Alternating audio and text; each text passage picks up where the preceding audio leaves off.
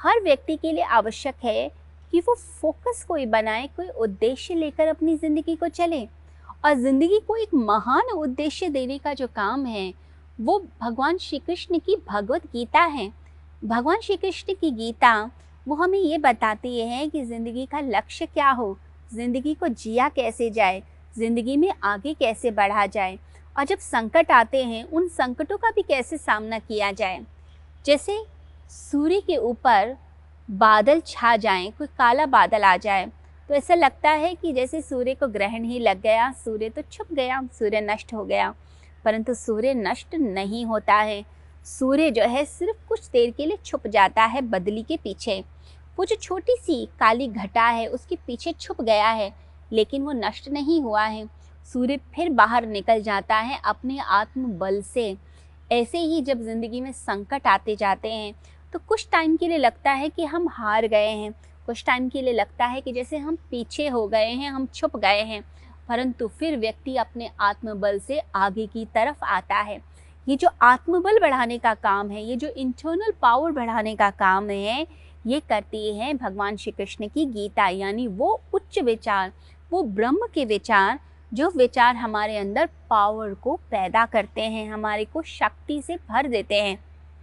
हमने देखा कोरोना के टाइम पे, कोविड के टाइम पे, कि कितना लोगों का मनोबल कम हुआ, लोग कितना घबरा गए। एक संकट आ गया पूरे विश्व में और लोग डर गए, घबरा गए। लोगों को ऐसा लगा कि जैसे कि ये संकट से हमारे प्राण चले जाएंगे, हमारे जो प्रियजन हैं, जो हमें पसंद करते हैं, वो सब लोग हमसे दूर हो जाएंगे, उनकी मृत्यु हो जाएगी। एक डर का माहौल आ गया।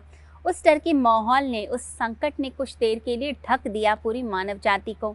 अब जिन लोगों का आत्मबल कम था वो लोग डिप्रेशन के शिकार हुए, उनके अंदर बहुत सारी मानसिक समस्याएं पैदा हुई।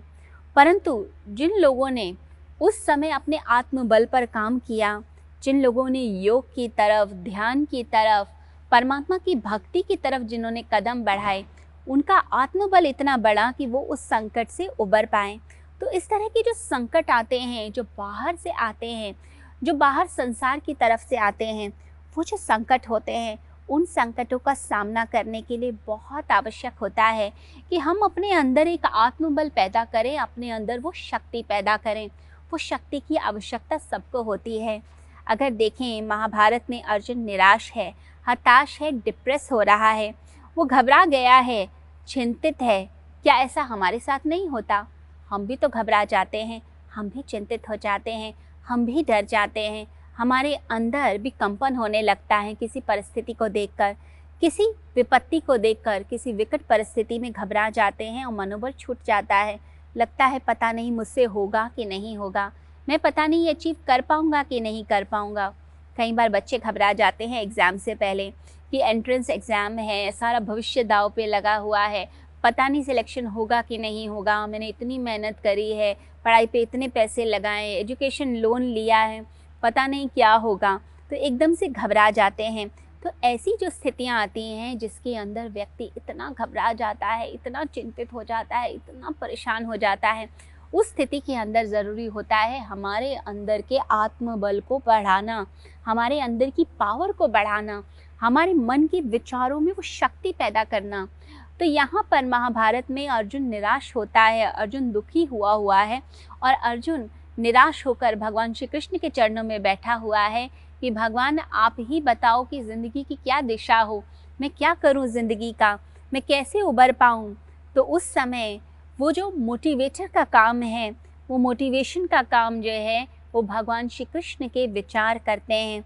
अगर देखा जाए तो इस संसार में जो सबसे बेस्ट साइकोलॉजी की बुक अगर मानी जाएगी तो वो भगवान श्री कृष्ण की गीता है, जिसके अंदर एक निराश, हारे हुए, दुखी, जिस व्यक्ति के अंदर चिंताएं हैं, जिसके अंदर दुख भरा हुआ है, ऐसे व्यक्ति के मनोबल को कैसे बढ़ाया जाए, उसके मन को कैसे चेंज किया जाए, उसके दुर्बल मन को सबल कैसे बनाया जाए, ये सब चीज़ें भगवान श्री कृष्ण की गीता हमें सिखा देती है। और दुनिया के बेस्ट मोटिवेटर अगर कोई हैं तो वो है भगवान श्री कृष्ण। 5,500 साल पहले उन्होंने ऐसे ऐसे वचन कहे, ऐसी बातें बताई, जिन बातों को अगर हम जाने, जिन्हें उतारे ज़िंदगी में, तो हमारे अंदर शक्ति बनती है, हमें पता चलता है ज़िंदगी का उद्देश्य क्या है, ज़िंदगी को कैसे जीना चाहिए, अपने अंदर क्या परिवर्तन लेकर आना चाहिए। ये हमारा मन ही तो हमें परेशान करता है। ये मन के हीन दुर्बल विचार जो आपको एकदम नीचाई की तरफ ले जाते हैं। आप ऊंचाई की तरफ जा रहे हैं, लेकिन कोई ऐसा हीन और दुर्बल विचार आएगा जो आपके कॉन्फिडेंस को शेक कर देगा, जो आपको पूरी तरह से हिला देगा और आप घबरा जाते हैं, आप डर जाते हैं, आप सहम जाते हैं। उस समय आपको एक प्रेरणा की ज़रूरत होती है, एक शक्ति की ज़रूरत होती है, एक ऐसे सबल और ऐसे स्ट्रॉन्ग विचार की ज़रूरत होती है जो आपको ऊंचाई की तरफ लेकर जाता जाए, जो आपके अंदर पावर भर दे। इन विचारों की आवश्यकता ऐसा नहीं कि 5,500 साल पहले अर्जुन को ही थी, ऐसे विचारों की आवश्यकता आज के युग के अंदर ही भी है। अगर देखें तो उच्च कोटि का जो साहित्य होता है, जो उच्च कोटि के विचार होते हैं, उनके अंदर क्या खासियत होती है? 2 खासियत होती हैं।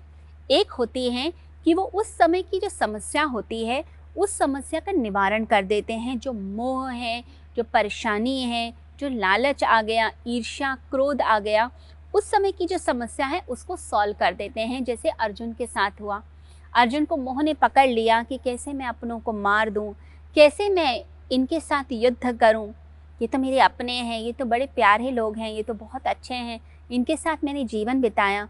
तो वो जो मोह था उसका, वो उसको रोक रहा था और वो मोहग्रस्त था और मोह के कारण जो है वो लड़ना चाह ही नहीं रहा था। तो जो साहित्य होता है उच्च कोटि का, वो उस समय की प्रॉब्लम्स को सॉल्व करता है और साथ ही साथ में वो आपको कुछ ऐसे सिद्धांत भी देता है, एक ऐसी विचारधारा भी देता है जो विचारधारा सिर्फ उस युग की नहीं होती, उस देश की नहीं होती, उस कंट्री की नहीं होती, उस व्यक्ति की नहीं होती, वो होती है संपूर्ण मानव जाति की विचारधारा। भगवान ने जो वचन बोले वो सिर्फ अर्जुन के लिए बोले ऐसा तो नहीं था। आप पढ़ के तो देखिए गीता को, आपको ऐसा लगेगा जैसे ये जो विचार हैं ये तो मेरे लिए बोले जा रहे हैं। 5,500 साल पहले बोले हुए विचार ऐसा लगता है जैसे आज मेरे लिए बोले जा रहे हैं। कोई भी आप चैप्टर गीता का खोल के देखिए, कोई श्लोक पकड़ के देखिए, आपको लगेगा ये समस्या से तो मैं भी जूझ रहा था, ये परेशानी से तो मैं भी जूझ रहा था, इसका सलूशन कितनी आसानी से भगवान श्री कृष्ण दे रहे हैं। और अगर कोई व्यक्ति इन विचारों को लेता है तो उसकी ज़िंदगी में परिवर्तन आता है। तो कुछ ऐसे सैद्धांतिक चीज़ें, कुछ ऐसे स्थिर तत्व दिए जाते हैं। जब कोई उच्च कोटि का साहित्य होता है वो ऐसे स्थिर तत्व को देता है, ऐसे विचारों को देता है जो हर युग के लिए एप्लीकेबल है, हर युग के लिए मान्य है।